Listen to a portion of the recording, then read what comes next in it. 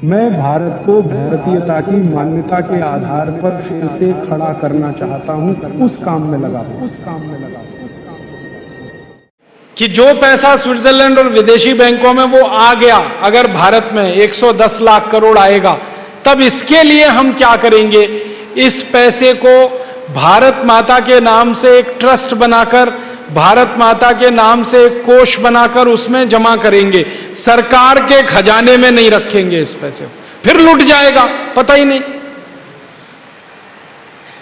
और उस खजाने पर, उस कोष पर नागरिकों का नियंत्रण होगा। माने जो नागरिक हैं वो सीधे इसको कंट्रोल करेंगे। फिर आप बोलेंगे इस पैसे का करेंगे क्या? इस पैसे से सबसे पहला काम ये करना है कि गांव की जो गरीबी है वो दूर करनी है। 84 करोड़ लोग जो गरीब हैं वो सबसे ज्यादा गांव में हैं। गांव के लोगों की गरीबी दूर करनी है। कैसे दूर होगी? 6,38,365 गांव की गरीबी दूर करनी है। तो सबसे पहला काम हम ये करने वाले हैं कि ये जो 110 लाख करोड़ रुपया है, इसका खर्चा करके गांव गांव में उद्योग शुरू करने हैं। गांव गांव में उद्योग। अभी जो उद्योग हैं वो शहरों में हैं। भोपाल में उद्योग हैं, इंदौर में उद्योग हैं, ग्वालियर में हैं, उज्जैन में हैं, दिल्ली में हैं, बनारस में है, इलाहाबाद। बड़े शहरों में तो उद्योग हैं, छोटे गांवों में कुछ नहीं है। इसलिए गांव के लोगों को भाग भाग कर शहर में आना पड़ता है रोजगार के लिए।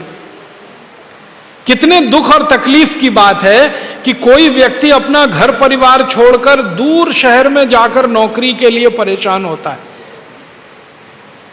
और उसकी परेशानी इतनी जबरदस्त होती है कि गांव से आदमी जब शहर चला जाता है रहने के लिए, तो शहर के सबसे गंदे इलाके में रहता है, जिसको झुग्गी झोंपड़ियां कहते हैं।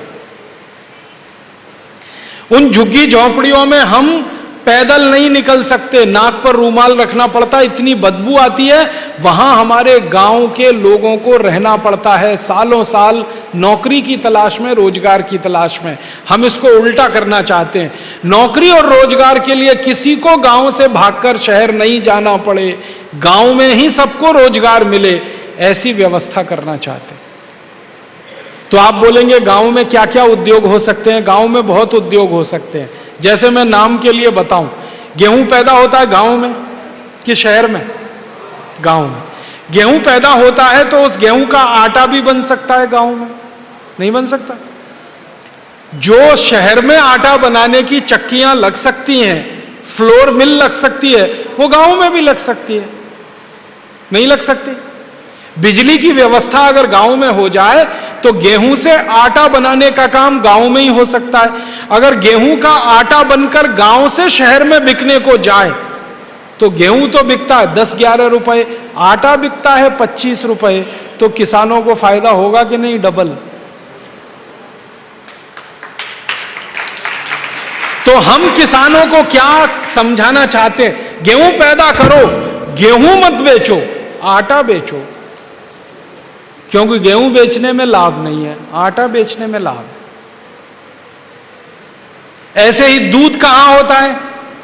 गांव में। जानवर सबके पास गांव में। तो हम किसानों को कहना चाहते हैं कि दूध बेचना है तो दूध मत बेचो, दूध के सामान बना के बेचो। दूध में से घी निकलता है, मक्खन निकलता है, दूध का दही बनता है। आपको मालूम है हमारे देश में एक विदेशी कंपनी है, उसका नाम है नेस्ले। वो दिल्ली के आसपास के गांव से दूध लेती है 12 रुपए लीटर, और उस दूध का दही जमाती है और उसको बेचती है 65 रुपए किलो। आजकल आपको मालूम है दही के छोटे छोटे पैकेट आने लगे। 65 रुपए किलो का दही बेच लेती है वो कंपनी दिल्ली में। दूध से दही बनाना कौन सी खास बात है बताओ जरा? कौन सी मशीन लगती है इसमें ये बताओ? कितनी पूंजी लगती है ये बताओ? एक पैसा लगाए बिना, बिना कोई मशीन के हम दूध से दही बना सकते हैं। अब दूध से दही वो कंपनी बना सकती है तो किसान भी बना सकते हैं। तो हम किसानों को कहना चाहते हैं दूध नहीं दही बेचो, 65 रुपए किलो का बिकता है, दूध तो 12 रुपए किलो का है। दूध नहीं घी बेचो, 300 रुपए किलो बिकता है, दूध तो सिर्फ 12 रुपए किलो बिकता है।